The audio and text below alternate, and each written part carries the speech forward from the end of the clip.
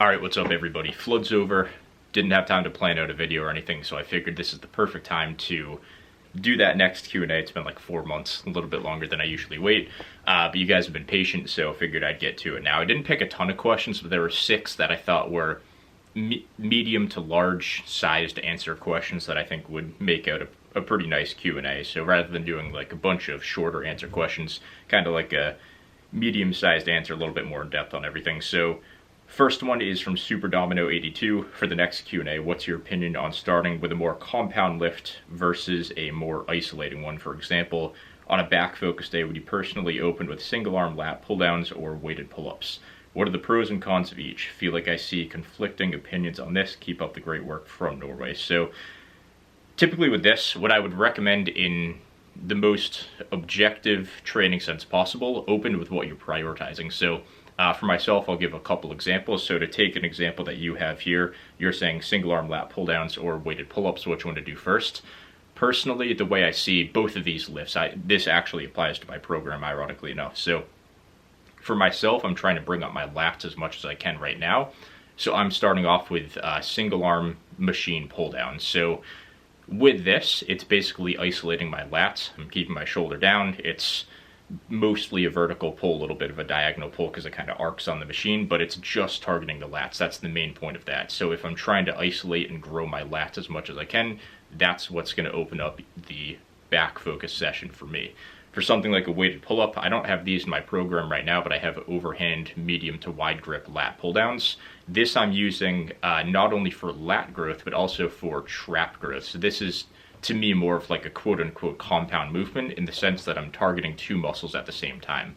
Even though they're both compound movements, this one is, in a more bodybuilding sense, the pull down is more of a compound because it is targeting 2 muscles, and that's the technique that I'm using, something where I can actively pull down my upper arm and pull my shoulder blades down and back together. Works the lats and the mid to low traps. So with this, since my lats are the priority, the movement that targets the lats is going first. You can also take my leg days, for example, where you have the hips, so a glute dominant movement, and you also have the quads, so a quad dominant movement. When I do hack squats and leg press, since my quads are the weakness, I'm doing hack squats first because those isolate, that's not really the right word, but they target the quads a bit better. The quads are for sure the prime mover in that. On a leg press, you get a lot of knee bend too, arguably not as much as a hack squat depending on your technique, but you're getting a ton of hip bend too, so it just smokes the glutes. Off topic, but that's also another underrated thing about leg press. It targets the hips really well with your hip and back support too, so it's stable. Basically with this, I'm doing hack squats first to target my quads, and then I'm doing the movement that targets 2 muscles at once. So it comes down to priorities. If you're somebody that has struggled to train hard and struggled to observe progressive overload in your training, it's not a bad idea to just start off with either a compound movement or a movement that is a bit heavier. 1, because you're going to be fresher, but 2, because you'll see progressive overload more frequently in that movement because a weight increment of 5 pounds is smaller the heavier the lift is. So if you're doing, say, single arm lat pull downs with 75 pounds, adding 5 pounds is a pretty big jump, over 5%. But if you're doing, say, 200 total pounds on a weighted pull-up, say you're 175 and you're adding 25 pounds, adding 5 pounds is technically a smaller increment because that's 2.5% versus over 5%. So just from like a logical perspective on both sides, it's kind of situational, I'd say, but I hope that answers your question. Next question from Ben Mitchell, who is looking absolutely shredded these days, by the way. For the next Q&A, in this video you mentioned that there are a few handful of guys on gear who you will consider training advice from. Would Jordan Peters be one of those? I've noticed both you and Alex, probably assuming Alex Leonidas, adopting some principles from his style of training, and I think one thing that lends some validity to his methods is the fact that a large number of natural bodybuilders over in the UK train in that style and get great results. So yeah, a lot of the top naturals are in the UK. Their culture in natural bodybuilding is, I'd say, worlds ahead of what it is in the US, which props to them, respect to them, because I think that's super cool. Where in the US you see mostly just kind of influencers that don't know what they're talking about and they hop on gear. So hopefully we can transition to be a little bit more like them. Their training systems they're very surgical, and that's what I think is cool about them, because it's surgical but it stays bodybuilding oriented, where I think a lot of the more surgical, detail oriented lifters here in the US or just the rest of the world tend to be more into numbers and strength and powerlifting and that kind of stuff. So it is cool to see that kind of same detail orientation applied to bodybuilding, which I think has always been lacking, and that's one thing that I've tried to kind of present in this channel. So I like their methods. Jordan Peters, I'm not sure how much of it exactly comes from him, but I know a lot of that information and a lot of those methods do come from him. I respect the methods a lot. I think they're super cool. I guess to go a little bit more in depth, I like the attention to detail on resistance profiles, the focus on machines, and most importantly, the focus on intensity. I think that's super underrated, and it's one of these things where you see people train hard and you feel yourself train hard, and you think you're training hard until you see a pro do it. And when you see someone that like knows what they're doing, and whether it's enhanced or natural pro bodybuilder, it's whatever. I'm not saying pro in the sense of like you're technically qualified as a pro bodybuilder, but when you see someone that's excellent at what they're doing, it exposes flaws in your own training. So I think it's worthwhile for a lot of people to look into that method, look into the people that take that intensity to the extreme, and just it kind of exposes your own little weaknesses in some ways. So I respect that style of training a ton. I think it's super interesting. And I want to give a shout out to Barbell Apparel for being the channel's sponsor. You can wear these clothes all you want. It's a lifetime guarantee, satisfaction guarantee too. These aren't just cheap gym clothes that you buy and they wear out and break down and fall apart in a couple months.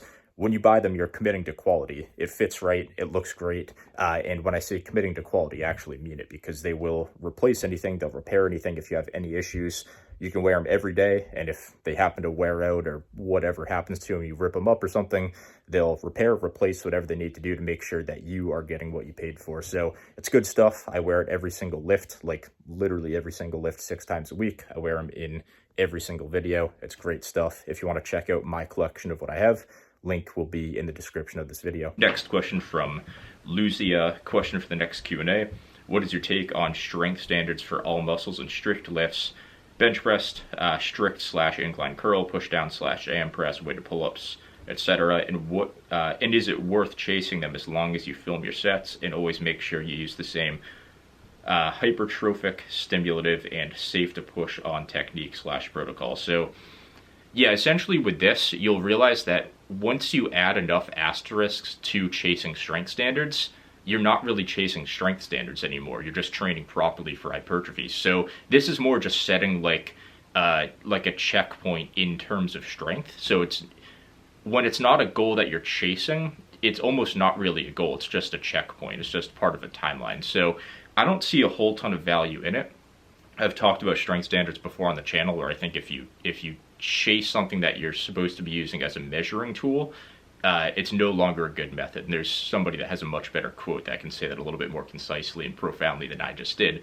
But essentially, when you're chasing something, you're going to sacrifice other variables that are also important. So strength standards, double-edged sword. It works for some people, doesn't work for others. If you're someone that isn't motivated, doesn't train hard, and you're not going to be successful either way, getting stronger will be better than just not training hard. So it's worthwhile for those people, but I'd say for the vast majority of people that are on my channel that are obsessed with bodybuilding and train hard already, potentially counterproductive, and I would just be cautious. I would focus more on something like measurements, and with that, the only thing you really have to do is just make sure your diet's in check and you're not just dirty bulking for the sake of getting measurements. So watch your waistline measurement, watch your body weight, and stick to your goals on that, and you should be good. That's pretty much all I have to say in a concise way for strength standards. So up next, question from Larzo.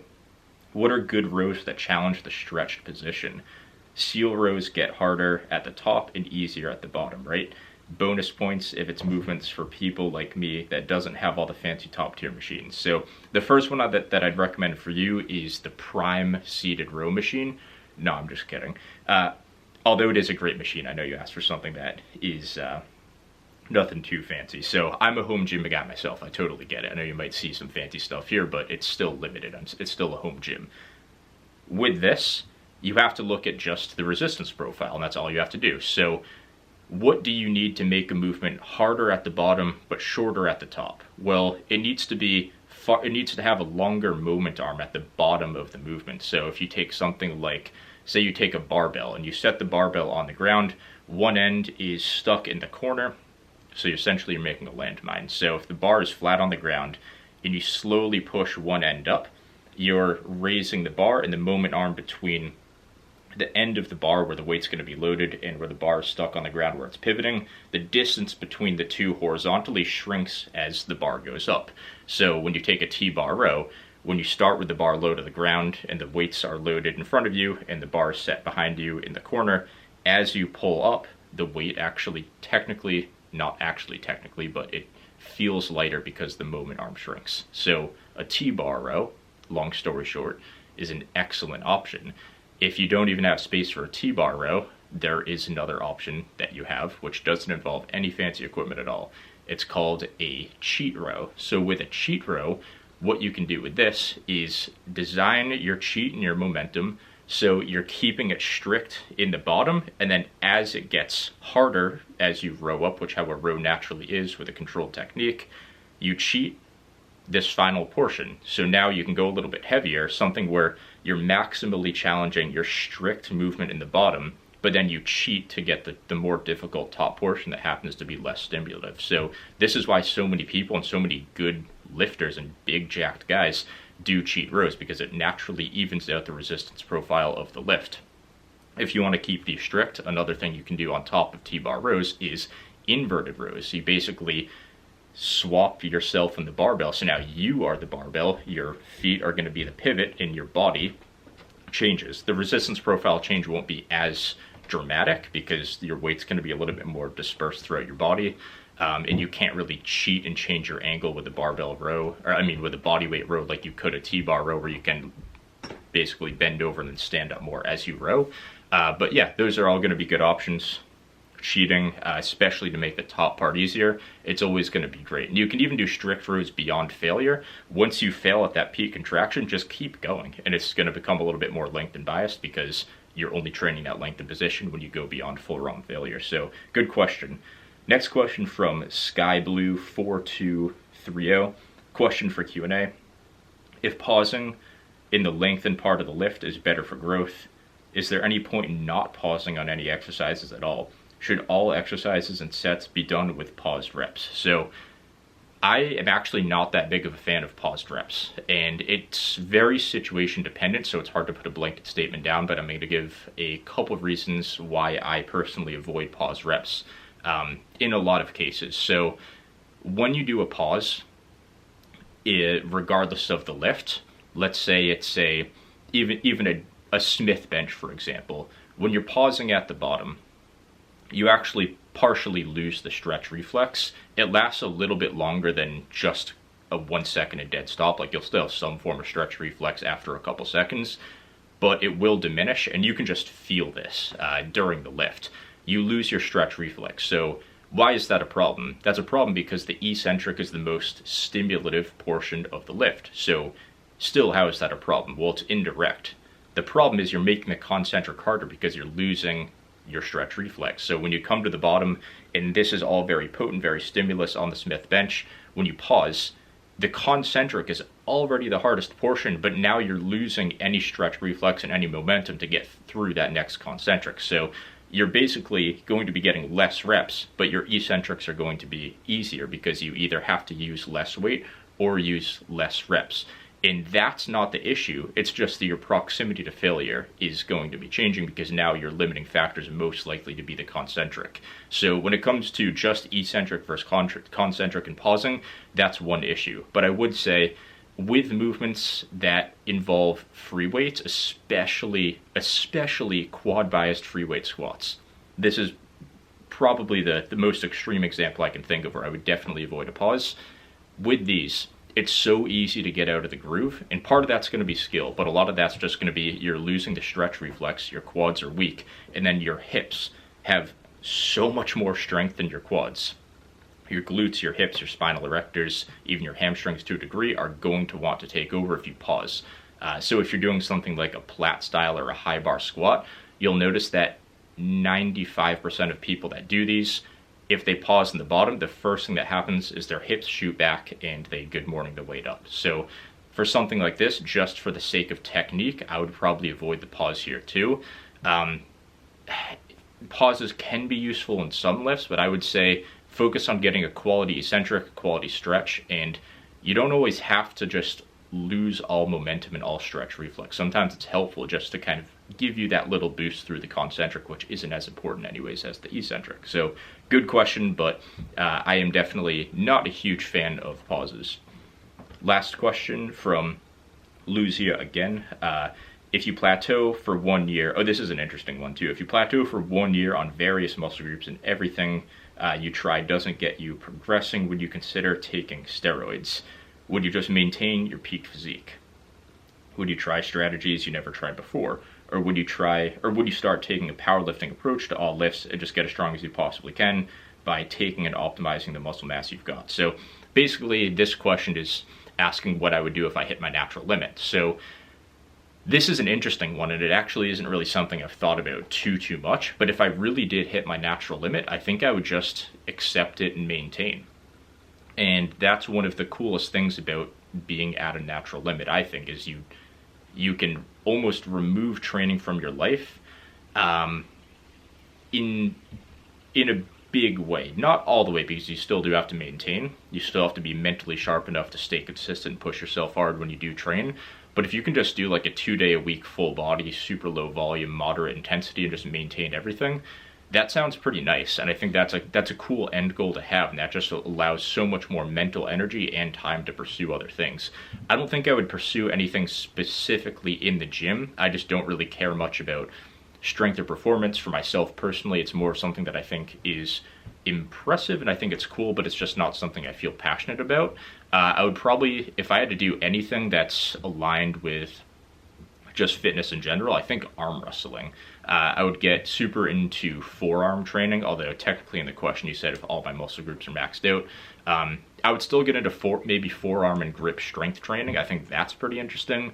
Arm wrestling seems like a lot of fun, and yeah, that's what I would do. I would maintain my physique and enjoy it. I would probably lean out quite a bit too, because I'd imagine I'd be quite a bit older. I wouldn't want to be over like 215 or 220 or something, like late into my 30s or my 40s. I'd probably get a bit leaner, just enjoy the shreds a bit. I've probably enjoyed bear mode long enough at that point anyways. And that's probably it. Arm wrestling I think is super interesting. I'd probably stay a little bit leaner, try and grow my forearms and even just get them stronger. I think I would genuinely enjoy that because it's correlated with an actual sport. And that's pretty much it. So, see ya.